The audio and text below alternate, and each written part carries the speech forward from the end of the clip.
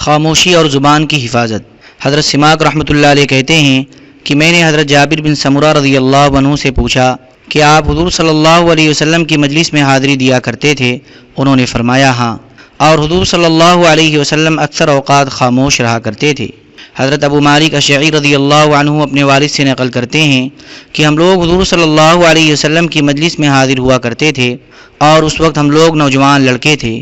میں نے حضور صلی اللہ علیہ وسلم سے زیادہ خاموش رہنے والا کسی کو نہیں دیکھا۔ جب آپ کے صحابہ آپس میں گفتگو کرتے اور بہت زیادہ باتیں کرتے تو آپ سن کر مسکرا دیتے۔ حضرت عبادہ بن صامت رضی اللہ عنہ فرماتے ہیں کہ حضور صلی اللہ علیہ وسلم ایک دن باہر تشریف لائے اور اپنی سواری پر سوار ہو کر چل پڑے، اور آپ کے صحابہ بھی آپ کے ساتھ تھے۔ ان میں سے کوئی بھی آپ سے آگے نہیں چل رہا تھا۔ حضرت معاذ بن جبل رضی اللہ عنہ نے عرض کیا، یا رسول اللہ، میں اللہ تبارک و تعالیٰ سے دعا کرتا ہوں کہ وہ ہمارے مرنے کے دن کو آپ کے انتقال کے دن سے پہلے کر دے۔ اللہ تبارک و تعالیٰ ہمیں آپ کے انتقال کا وہ دن نہ دکھائے، لیکن اگر ہمیں وہ دن دیکھنا پڑ گیا تو پھر ہم آپ کے بعد کون سے اعمال کیا کریں گے؟ یا رسول اللہ، میرے ماں باپ آپ پر قربان ہوں، ہم جہاد فی سبیل اللہ کیا کریں۔ حضور صلی اللہ علیہ وسلم نے فرمایا، جہاد فی سبیل اللہ بہت اچھا عمل ہے اور لوگوں کو اس کی عادت بھی ہے، لیکن اس سے بھی زیادہ نفس کو قابو میں لانے والا عمل ہے۔ حضرت معاذ رضی اللہ عنہ نے کہا، روزہ اور صدقہ۔ حضور صلی اللہ علیہ وسلم نے فرمایا، روزہ اور صدقہ بہت اچھے عمل ہیں اور لوگوں کو ان کی عادت بھی ہے، لیکن ان سے بھی زیادہ نفس کو قابو میں لانے والا عمل ہے۔ چنانچہ حضرت معاذ رضی اللہ عنہ کو جتنے بھی خیر والے عمل معلوم تھے، انہوں نے ان میں سے ہر ایک کا نام لیا۔ حضور صلی اللہ علیہ وسلم ہر ایک کے جواب میں یہی فرماتے رہے کہ لوگوں کو اس کی عادت ہے، لیکن اس سے بھی زیادہ نفس کو قابو میں لانے والا عمل ہے۔ آخر حضرت معاذ رضی اللہ عنہ نے عرض کیا، یا رسول اللہ، لوگوں کو ان تمام اعمال کے کرنے کی عادت ہے، تو ان سے بھی زیادہ نفس کو قابو میں لانے والا عمل کون سا ہے؟ حضور صلی اللہ علیہ وسلم نے اپنے منہ کی طرف اشارہ کر کے فرمایا، خاموش رہنا اور صرف خیر کی بات کرنا۔ حضرت معاذ رضی اللہ عنہ نے عرض کیا، جو کچھ ہم زبان سے بولتے ہیں کیا اس پر ہمارا مواخذہ ہوگا؟ حضور صلی اللہ علیہ وسلم نے حضرت معاذ رضی اللہ عنہ کی ران پر ہاتھ مار کر کہا، تیری ماں تجھے گم کرے۔ ایسے ایک دو جملے اور کہے اور فرمایا، لوگوں کو ان کے نتنے کے بل جہنم میں ان کی زبان کی باتیں ہی تو گرائیں گی۔ جو اللہ اور آخرت کے دن پر ایمان رکھتا ہے اسے چاہیے کہ خیر کی بات کہے اور شر سے خاموش رہے۔ تم لوگ خیر کی بات کہو تو اجر و ثواب کو غنیمت میں پاؤ گے، اور شر سے خاموش رہو، دونوں جہاں کی آفتوں سے بچے رہو گے۔ نبی کریم صلی اللہ علیہ وسلم کے صحابہ کی خاموشی۔ حضرت ابو ہریرہ رضی اللہ عنہ فرماتے ہیں کہ حضور صلی اللہ علیہ وسلم کے زمانے میں ایک آدمی قتل ہو گیا تو ایک عورت نے اس پر روتے ہوئے کہا، ہائے شہید ہونے والے۔ حضور صلی اللہ علیہ وسلم نے فرمایا، خاموش رہو، تمہیں کیسے پتہ چلا کہ وہ شہید ہے؟ ہو سکتا ہے کہ وہ لایعنی باتیں کرتا رہا ہو، یا ایسی چیزوں کے خرچ کرنے میں کنجوسی سے کام لیتا رہا ہو جن کے خرچ کرنے سے اسے کسی طرح کی کمی نہ آتی ہو۔ حضرت انس رضی اللہ عنہ فرماتے ہیں کہ ہم میں سے ایک آدمی جنگ احد میں شہید ہوا اور بھوک کی وجہ سے اس کے پیٹ پر ایک پتھر بندھا ہوا تھا، تو اس کی ماں اس کے چہرے سے مٹی صاف کرنے لگی اور کہنے لگی، اے میرے بیٹے، تجھے جنت مبارک ہو۔ حضور صلی اللہ علیہ وسلم نے فرمایا، تمہیں کیسے پتہ چلا کہ یہ جنتی ہے؟ شاید یہ لایعنی باتیں کرتا رہا ہو یا ایسی چیزوں کو روک کر رکھتا ہو جن کے خرچ کرنے میں کوئی نقصان نہ ہو۔ حضرت خالد بن عمیر رحمۃ اللہ علیہ کہتے ہیں کہ حضرت عمار بن یاسر رضی اللہ عنہما بہت زیادہ خاموش، غمگین اور بے چین رہتے، اور عام طور پر فرمایا کرتے کہ میں اللہ تعالیٰ کی آزمائش سے اس کی پناہ چاہتا ہوں۔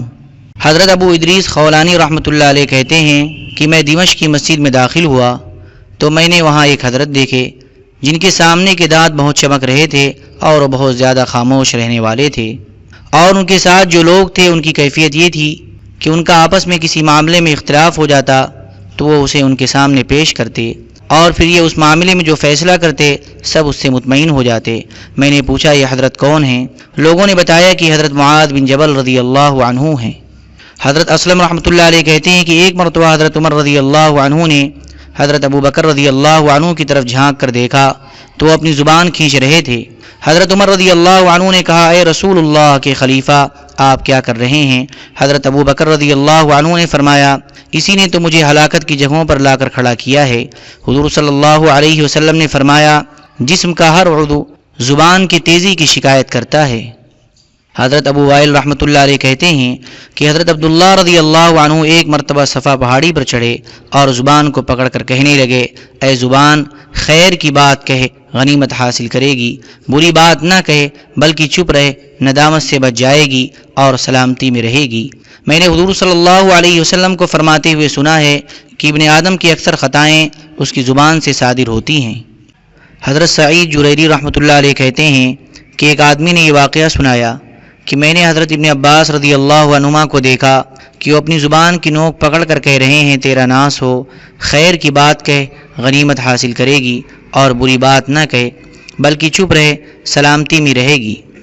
ایک آدمی نے ان سے پوچھا، اے ابن عباس، کیا بات ہے؟ میں دیکھ رہا ہوں کہ آپ اپنی زبان کی نوک پکڑ کر یہ بات کہہ رہے ہیں۔ انہوں نے فرمایا، مجھے یہ بات پہنچی ہے کہ بندے کو قیامت کے دن جتنا غصہ اپنی زبان پر آئے گا اتنا اور کسی چیز پر نہیں آئے گا۔ حضرت ثابت بنانی رحمۃ اللہ علیہ کہتے ہیں کہ حضرت شداد بن اوس رضی اللہ عنہ نے ایک دن اپنے ساتھی سے کہا، دسترخوان لاؤ تاکہ ہم اس میں مشغول ہو جائیں۔ تو ان کے ایک اور ساتھی نے کہا، میں نے جب سے آپ کی صحبت اختیار کی ہے میں نے کبھی آپ سے ایسی بات نہیں سنی۔ انہوں نے کہا، اللہ کی قسم، بس یہی ایک بات میری زبان سے اچانک نکل گئی ہے، ورنہ جب سے میں حضور صلی اللہ علیہ وسلم سے جدا ہوا ہوں ہمیشہ میری زبان سے نپی تلی بات نکلی ہے، یعنی ہمیشہ سوچ سمجھ کر بولتا ہوں، بس آج ہی چوک ہو گئی ہے، آئندہ ایسا نہیں ہوگا۔ حضرت سلیمان بن موسیٰ رحمۃ اللہ علیہ کہتے ہیں کہ حضرت شداد بن اوس رضی اللہ عنہ نے ایک دن کہا، دسترخوان لاؤ تاکہ ہم بھی اس کے ساتھ کچھ کھیل لیں۔ تو اس بول پر ساتھیوں نے ان کی گرفت کی اور یوں کہا، حضرت ابو یعلا، یہ حضرت شداد کی کنیت ہے، کو دیکھو آج ان کی زبان سے کیسی بات نکلی ہے۔ انہوں نے فرمایا، اے میرے بھتیجو، جب سے میں حضور صلی اللہ علیہ وسلم سے بیعت ہوا ہوں ہمیشہ میں نے سوچ سمجھ کر نبی تلی بات ہی کہی ہے، بس یہی ایک بات اچانک کہہ بیٹھا ہوں، یعنی مجھ سے چوک ہو گئی ہے۔ اس بات کو چھوڑو اور تم اس سے بہتر بات لے لو، اور وہ یہ دعا ہے، اے اللہ، ہم تجھ سے ہر کام میں جلدی نہ کرنے اور ثابت قدمی کو مانگتے ہیں، اور رشد و ہدایت پر پختگی کو مانگتے ہیں، اور تیری نعمتوں کا شکر ادا کرنے اور تیری اچھی عبادت کرنے کی توفیق کو مانگتے ہیں، اور تجھ سے قلب سلیم اور سچی زبان مانگتے ہیں، اور تیرے علم میں جتنی خیر ہے اسے مانگتے ہیں، اور ان شرور سے پناہ چاہتے ہیں جنہیں تو جانتا ہے۔ یہ دعا مجھ سے لے لو، اور وہ بات جو اچانک نکل گئی ہے اسے چھوڑ دو۔ پھر ابو نعیم نے دوسری سند سے اسی جیسی روایت بیان کی ہے، جس میں یہ ہے کہ جو بات میری زبان سے نکل گئی ہے اسے تم یاد نہ رکھو، بلکہ اب جو میں تمہیں کہوں گا اسے یاد کر لو، اور وہ یہ ہے کہ میں نے حضور صلی اللہ علیہ وسلم کو یہ فرماتے ہوئے سنا ہے کہ لوگ جب سونا اور چاندی کا خزانہ جمع کرنے لگ جائیں تو تم ان کلمات کو خزانہ بنا لینا، یعنی انہیں کثرت سے پڑھتے رہنا، اے اللہ، میں آپ سے ہر کام میں ثابت قدمی اور رشد و ہدایت پر پختگی مانگتا ہوں۔ پھر پچھلی حدیث جیسے الفاظ ذکر کیے اور مزید یہ دعا بھی ذکر کی، اور تو میرے جتنے گناہوں کو جانتا ہے، میں تجھ سے ان تمام گناہوں کی مغفرت چاہتا ہوں، بے شک تو ہی غیب کی تمام باتوں کو جاننے والا ہے۔ حضرت عیسیٰ بن عقبہ رحمۃ اللہ علیہ کہتے ہیں کہ حضرت عبداللہ بن مسعود رضی اللہ عنہ نے فرمایا کہ اس ذات کی قسم جس کے علاوہ کوئی معبود نہیں، روئے زمین پر کوئی چیز ایسی نہیں ہے جسے زبان سے زیادہ عمر قید کی ضرورت ہے۔ حضرت ابن مسعود رضی اللہ عنہ نے فرمایا، میں تمہیں بیکار باتیں کرنے سے ڈراتا ہوں، اور بقدر ضرورت بات کرنا ہی تمہارے لیے کافی ہے۔ حضرت ابن مسعود رضی اللہ عنہ نے فرمایا کہ قیامت کے دن سب سے زیادہ خطائیں ان لوگوں کی ہوگی جو دنیا میں فضول بحث و مباحثہ کرتے رہتے تھے۔ حضرت علی رضی اللہ عنہ فرماتے ہیں کہ زبان سارے بدن کی اصلاح کی بنیاد ہے، جب زبان ٹھیک ہو جائے تو سارے اعضاء ٹھیک ہو جاتے ہیں، اور جب زبان بے قابو ہو جاتی ہے تو تمام اعضاء بے قابو ہو جاتے ہیں۔ ابن ابی دنیا کی ایک روایت میں یہ ہے کہ اپنی شخصیت کو چھپا، پھر تیرا ذکر نہیں ہوا کرے گا، اور تو بگڑنے سے بچ جائے گا، اور خاموشی اختیار کر تو سلامتی میں رہے گا۔ ایک روایت میں یہ ہے کہ خاموشی جنت کی طرف بلانے والی ہے۔ ایک روایت میں حضرت علی رضی اللہ عنہ سے یہ شعر منقول ہے، لا تفشی سرک الا الیک فإن لکل نصیح نصیحہ، اپنا بھید اپنے تک محفوظ رکھ اور کسی پر ظاہر نہ کر، کیونکہ ہر خیر خواہ کے لیے کوئی نہ کوئی خیر خواہ ہوتا ہے۔ فإنی رأیت غواة الرجال لا يدعون ادیما صحیحا، کیونکہ میں نے گمراہ لوگوں کو دیکھا ہے کہ وہ کسی آدمی کو بے داغ صحیح سالم نہیں رہنے دیتے۔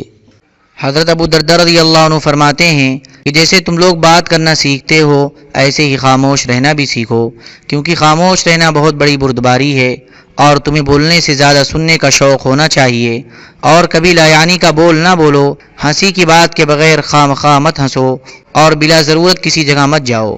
حضرت ابو درداء رضی اللہ عنہ فرماتے ہیں کہ مومن کے جسم میں کوئی عضو اللہ تعالیٰ کو اس کی زبان سے زیادہ محبوب نہیں ہے، اس کی وجہ سے اللہ تبارک و تعالیٰ اسے جنت میں داخل فرمائیں گے، اور کافر کے جسم میں کوئی عضو اللہ تبارک و تعالیٰ کو اس کی زبان سے زیادہ مبغوض نہیں ہے، اس کی وجہ سے اللہ تبارک و تعالیٰ اسے جہنم میں داخل کریں گے۔ حضرت ابن عمر رضی اللہ عنہ فرماتے ہیں کہ بندے کو سب سے زیادہ جس عضو کو پاک کرنے کی ضرورت ہے وہ اس کی زبان ہے۔ حضرت انس بن مالک رضی اللہ عنہ فرماتے ہیں کوئی بندہ اس وقت تک متقی نہیں بن سکتا جب تک وہ اپنی زبان کی حفاظت نہ کرے۔